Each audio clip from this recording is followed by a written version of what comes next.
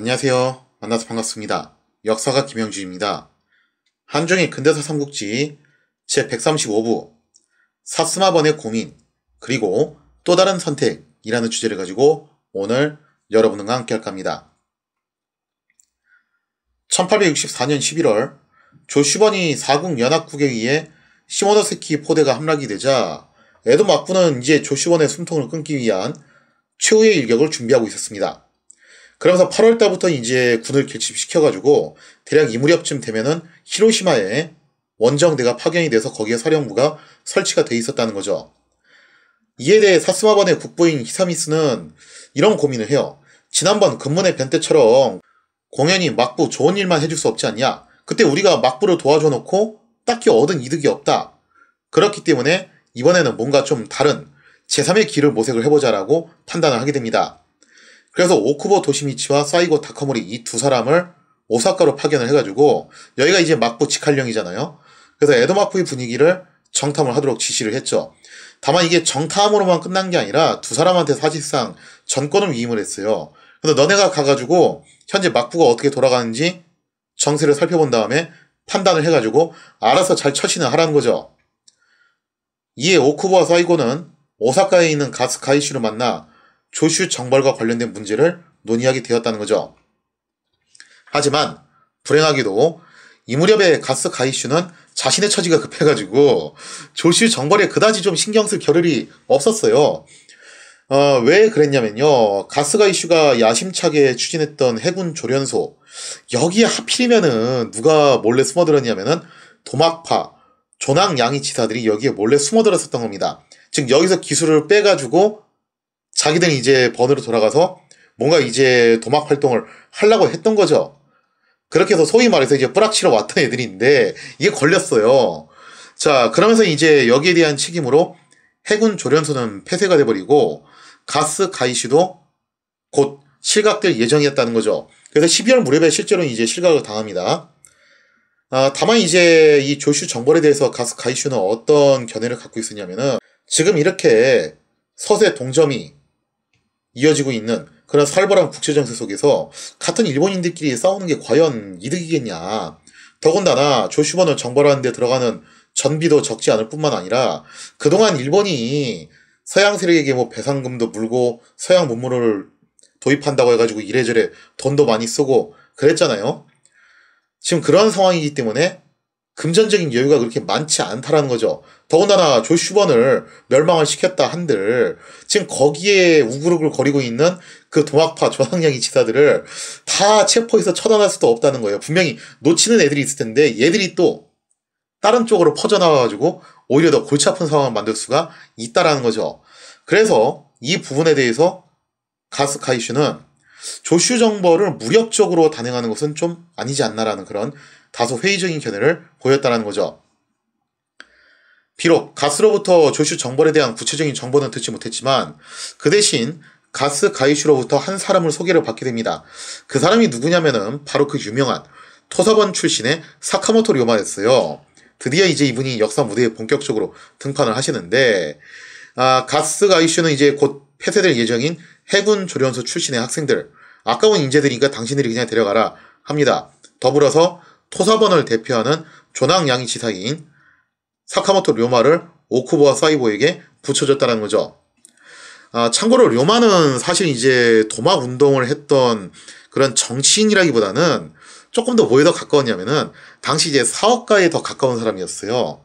그래서 의외로 정치사 이야기할 때는 료마가 특정 파트에서만 나오는 그런 경향이 보이죠. 하지만 이때 당시에 경제, 산업 이런 분야로 넘어가면은 사카모토 료마를 빼놓고 말하기가 힘듭니다. 그래서 한때 뭐 우리나라에 그런 말도 있었죠. 일본 가서 사업을 하고 싶으면은 반드시 사카모토 료마에 대해서 알고 가라. 그런 말이 나올 정도로 당대에 끼친 영향이 정말 대단했던 인물이에요. 자, 이렇게 해서 이제 료마를 소개받은 후 오쿠보와 사이고는 오사카를 떠나서 교토로 향하게 됩니다.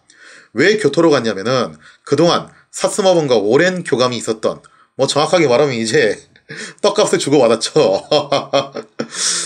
오랜 교감이 있었던 공경 귀족인 이와쿠라 도모미를 만나가지고 조슈 정벌에 대한 자문을 구하고자 했다는 거죠. 당시 이와쿠라는 교토 조정을 장악한 아사히코 친왕의 견제를 받아서 조정에 복귀하지 못하고 있는 상태였어요. 그러니까 이 부분을 좀 이제 정리를 하자면요. 옛날에 이 나오스키가 주도했던 안세이 대옥 시절에 이와쿠라가 교토 조정에서 나름 이제 협조를 해줬잖아요. 여기에 대해서. 그러면서 친막부 노선으로 이와쿠라가 전환을 했죠. 정확하게는 친막부라고는 하지만 조금 더 구체적으로 들어가면 이제 좌막 노선이긴 했어요. 이와쿠라는 본질적으로. 그래서 이제 사스마번하고도 나중에 이제 쿵짝이 잘 맞았던 거죠. 근데 이때 당시 이와쿠라가 안세이 대옥을 협조를 하면서 고메이 천황을 대신해서 누군가는 이제 좀 고위층에서 희생이 돼야 되는데 그게 누구냐 했을 때 아사히코 친왕을 갖다가 찜했다라는 거예요. 그래서 아사히코 친왕이 그때 당시에 실각을 당했어요.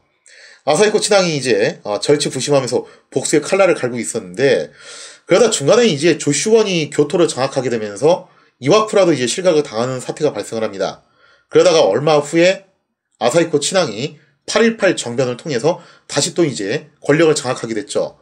그래서 8.18 정변 이후 계속해서 이제 교토 조정은 아사히코 친왕이 권력을 장악하고 있는데 당연히 아사히코 친왕이 이와쿠라의 옛날 그 원한 관계를 잊지 않았기 때문에 어떻게 했습니까? 이와쿠라가 조정에 복귀하는 것을 막고 있었다는 거예요. 그래서 뭐 지금 현재 이와쿠라는 사실상 백수신세나 다름없는 그런 상태였다는 거죠. 예전에 다 설명드린 내용이지만 좀 시일이 지난 거라 가지고 한 번 더 이제 기억을 상기시켜드리기 위해서 정리를 해봤어요. 자, 그러나 사스마번은 오랜 세월 동안 이와쿠라에게 줄을 대고 있었고 제 아무리 또 실각을 당했다고는 하지만 이와쿠라의 정세를 판단하는 안목을 나름 좀 이제 높게 평가를 했던 것 같습니다. 그래서 오쿠보와 사이고는 이와쿠라를 찾아와가지고 한번 자문을 구했던 거죠. 과연 이번 조슈 원정에서 우리 사스마번이 어떻게 처신하는 것이 올바르겠냐? 조슈 정벌에 대한 사스마의 고민은 바로 이런 부분이었습니다. 뭐 막부 좋은 일만 시킬 수 없다. 그런 것도 있는데 조금 더 이제 구체적으로 살펴보면요. 사실 사스마번하고 조슈번은 아시다시피 요 근래 정말 질긴 악연으로 점철되어 있는 원수지간이죠. 어차피 견원지간이기 때문에 당연히 사스마번은 에도 막부 편에 서가지고 조슈를 정벌하는 것이 순리상 옳았어요. 단순하게 생각하면 그렇다라는 거예요. 근데 세상 문제가 그렇게 단순하게만 흘러가지는 않는다는 거죠. 정말 뜻밖의 그런 이제 변수들이 존재를 하는 건데 여기서 이제 사스마번이 고민했던 것은 바로 이런 겁니다. 조슈번이 개혁을 당해서 개혁이라고 하는 것은 사실상 이제 번이 폐지가 되고 번주가 평민신분을 강등되고 뭐 이런 종류의 처벌을 받는 걸 의미해요. 개혁을 당해서 사라지게 되면은 막부가 그간 껄끄럽게 여기던 것이 조슈번만 있었던 게 아니잖아요. 서남 웅번 중에 하나였던 사스마번. 심지어 사스마번은 에도 막부의 태족격인 바로 도쿠가 이에야스. 도쿠가 이에야스가 죽는 그 순간까지 경계했던 번이 바로 사스마번이에요. 그 사스마번마저 여세를 몰아서 숙청을 해버릴 확률도 있다라는 거예요. 즉 토사구팽을 당할 수도 있다라는 거죠. 자, 그래서 이런 점들을 고민하고 있었는데 이와쿠라 도모미도 정확하게 이 점을 지적을 합니다. 당신들 사스마번이 조슈 정벌에 적극적으로 가담할 시 그거 자칫 잘못하면은 토사구팽 각이 나오지 않겠냐. 그러니까 잘 생각해라 이거예요. 한 가지 흥미로운 건요. 이와쿠라는 친조슈파 공경 귀족인 산조, 시네토미에 의해서 실각을 당했죠. 이미 산조에 의해서 실각을 당했고 나중에 이제 아사히코 친왕에 의해서 커트를 또 한 번 더 당한 거예요. 그래서 원한 관계가 정말 복잡하게 돼 있는데 지금 현재 산조 시네토미는 아사히코 친왕에 의해서 또 실각을 당해서 이 양반은 지금 조슈번으로 도망친 상태죠. 아무튼 이제 그런 전력이 있기 때문에 이와쿠라는 조슈번에 대한 원한도 제법 있을 법도 해요.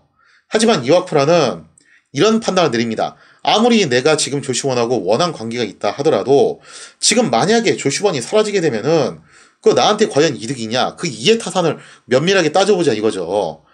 이거 자칫 잘못하면은 에도 막부의 패권이 공고해져서 과거에 위험 쩔어주던 에도 막부의 리즈 시절로 돌아갈 수도 있다는 거예요. 자, 그래서 이와쿠라는 뭐라고 판단을 하냐면은 차라리 지금 여기서 조슈번이 어떻게 해서든 살아남는 것이 자기한테는 이득이라고 봤던 겁니다. 그리고 이런 점에서는 뭐 사스마번이나 자기나 처지가 비슷하니까 결국 이제 이와쿠라는 뭐라고 조언을 해주냐면은 사스마번이 조슈 정벌에 적극적으로 가담하지 않는 것이 좋다라고 조언을 해주었다라는 거죠. 이와쿠라로부터 자문을 받고 온 오쿠보와 사이고는 이번 조슈 정벌에 사스마번이 적극적으로 참전하는 것은 큰 이득이 없다. 차라리 협상을 유도해서 조슈번이 굴복하도록 하는 선에서 마무리를 짓는 것이 낫다라는 결론을 내리게 됩니다. 이에 오쿠보와 사이고는 조슈 원정군 사령부가 설치된 히로시마로 향하게 됩니다. 어차피 뭐 거의 정권을 위임받은 상태이기 때문에 가가지고 바로 쇼부를 보려고 한 거죠. 히로시마에 당도한 오쿠보와 사이고는 조슈번 원정군을 이끌고 있는 사령관이었던 마사이라 요시카치를 만나가지고 조슈 정벌과 관련된 논의를 시작했다는 거죠. 오쿠보와 사이고는 조슈 원정군 사령관 요시카치에게 이렇게 얘기를 해요. 지금 작금의 국제 정세가 서구 열강들이 그야말로 호시탐탐 일본을 노리는 격동의 시대인데 지금 이런 시국에 구태여 같은 일본인들끼리 피를 볼 필요가 있냐 하면서 설득을 했다라는 거죠. 자, 그러면서 이제 두 사람이 뭐라고 얘기하냐면은 어차피 지금 조슈번은 썰만한 여력이 없는 상태다. 그러니까 조슈번도 지금쯤 나름 이제 후회를 하고 있을 테니까 여기서 에도 마쿠가 적절한 조건으로 항복을 요구하면은 조슈번도 못 이긴 척하고서 받아들이지 않겠냐. 서로 피보지 말고 좋게 좋게 끝냅시다 라고 그렇게 건의를 했다는 거죠. 사실 근데 이미 원정대 내에서도 조시원을 무력으로 응징하는 것보다 항복을 권고하는 쪽이 더 낫다라는 중론이 모이고 있는 중이었어요. 이게 그럴 수밖에 없는 게 애초에 조시 원정군은 에도마쿠 단독으로 편성한 게 아니라 여러 번들이 연합해서 결성한 거예요. 짜집기 형식이죠. 따라서 참전한 각 번들의 이해관계가 모두 달랐다는 거예요. 어떤 번들의 경우에는 에도마쿠의 눈치를 봐서 마지 못해서 오긴 했는데 이게 번의 재정 상태가 원체 좋지를 못해가지고 여기까지 군대를 보내는 것만 해도 재정난에 허덕이는 그런 번들도 있었다라는 거예요. 그리고 어떤 번들 같은 경우는 또 그런 생각도 하죠. 아니 뭐 조슈번이 아무리 잘못했다고는 하지만 그래도 조낭양이라는 시대적인 대세의 흐름을 갖다 따랐을 뿐인데 그거를 갖다 멸망을 시키면은 이 조낭양이라는 기본적인 미토학에서 주장하는 그 이론이 생치기가 생기는 거 아니냐. 그거 좀 문제 있지 않냐. 그런 이제 의문을 제기하는 번들도 있었고 또 어떤 번들은 사스마번처럼 생각하는 번들도 있었어요. 저거 조슈번이 멸망하면은 자신들도 토서구팽 다 하는 거 아닐까? 이런 걸 또 두려워하는 번들도 있었다라는 거죠. 여기서 여러분들이 감을 잡으셔야 되는 게 뭐냐면요. 이렇게 각 지역, 어떻게 보면 이제 군벌들이잖아요. 그런 군벌들이 연합 형식으로 만들어진 군대는 이런 제국주의 시대, 근대 시대에 아무짝에도 쓸모가 없다는 겁니다. 즉 적어도 시스템적으로는요. 조선이나 청제국 같은 그런 중앙집권화된 국가가 양성한 군대가 있어야 돼요. 그리고 여기에 플러스 요소가 하나가 더 있어야 되는데 이게 조선군과 청제국군이 같이 못했던 요소였죠. 그게 뭐였냐면은 바로 국민에 의한 군대가 탄생을 해야 한다는 거죠. 시대적인 요구사항이 그랬다라는 거예요. 그러니 저런 이제 옛날 구닥다리 사무라이 다이묘들 모아가지고 만든 저 합체 로봇이 과연 제 기능을 할 수 있냐 이거죠. 여기서 이제 벌써 막 그런 생각들이 나오기 시작하는 거예요. 자, 그래서 뭐 요시카츠도 이런 분위기를 모르진 않았죠. 그래서 이제 뭐라고 판단을 내리냐면은 조슈번에게 항복을 권유해보기로 일단 결정을 내리게 됩니다. 자, 그리고 사이고 다카모리를 원정대 수석참모로 임명을 해서 조슈번이 받아들일 수 있는 수준의 조건을 제시해서 한번 네가 항복을 이끌어내봐라 라고 그렇게 지시를 했다라는 거죠. 자, 지금 보시는 사진이 바로 이제 사이고 다카모리인데 딱 봐도 체격이 정말 엄청나죠. 지금 기준으로도 어마어마한 거구였어요. 키가 거의 한 180에 몸무게가 세 자리라고 하니까 엄청난 거구였습니다. 지금 기준으로도. 당대 기준으로는 뭐 말할 것도 없는 거구였죠. 그래서 당시 사무라이들이 이 사이고를 또 그렇게 좋아했던 이유도 이런 엄청난 풍채 덕분에 그런 것도 없지 않아 있었죠.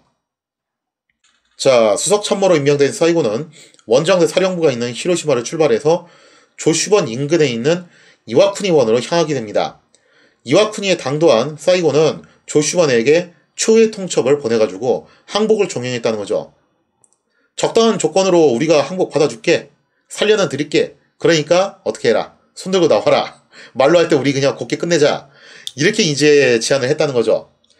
자, 이렇게 사실상 최후의 통첩을 받은 조슈번은 깊은 고민에 빠지게 됩니다. 이 판국에 또 무슨 고민을 하게 되냐. 당시가 이제 12월 2일 무렵이었는데요. 조슈번 내에서 이제 갑론을박이 이제 오가게 됩니다. 사이고의 최후 통첩이도 조슈번의 중신들은 이렇다 할 결정을 내리지 못하고 있었죠. 왜냐면 항복하자니 그동안 뭐 좀 세게 나갔어야죠. 그동안 이제 있는 척, 센 척은 다 하고 살았는데 이제 와서 꼬리를 내리자니 이거 너무 존심상한 일이고, 그렇다고 싸우자니 지금 완전 개털인데 여기서 무슨 재주로 에도마쿠를 이기냐 이거예요. 이거 사실상 번의 멸망이나 다름없는 길 아니냐 이거죠. 그래서 한쪽에서는 자존심을 지켜가지고 차라리 옥세를 하자. 한쪽에서 무슨 소리냐, 와신 상담을 하자. 우리가 200년 넘게 와신 상담을 했는데 그거 한 번도 못하냐, 여기서 한 수 접어야 된다. 그게 양쪽으로 나눠가지고 갑론을박이 벌어지고 있었다는 거죠. 자, 이렇게 중신들이 제대로 결론을 내리지 못하고 우왕좌왕하니까 결국에는 번주인 모리 다카츠카가 직접 나서서 결정을 내리게 됩니다. 모리는 고심 끝에 사이고의 제안을 받아들여서 항복을 하기로 결정을 내렸다는 거죠. 자, 그래서 이거를 이제 누구한테 전달을 하냐면은 모리 가문의 분가인 이와쿠니 번주, 지금 현재 사이고가 이와쿠니에 와 있으니까 그 이와쿠니 번주인 기카와 스네마사. 자, 여기서 기카와죠. 세키가라 전투 내용을 들으신 분들은 아실 거예요. 바로 이분 조상님이 그 유명한 도시락 드립을 치신 그분이 맞아요. 여기가 뭐 이제 모리 가문의 분가죠. 자, 그래서 이제 이 기카와 스네마사가 항복 개성을 위해서 사이고하고 접선을 하게 됐다는 거죠. 과연 조시번의 항복은 순조롭게 이어질 것인가? 그리고 이로써 에도마쿠는 최종 승리를 거머쥐게 될 것인가? 거기에 대한 이야기는 다음 시간에 이어서 계속하도록 하겠습니다.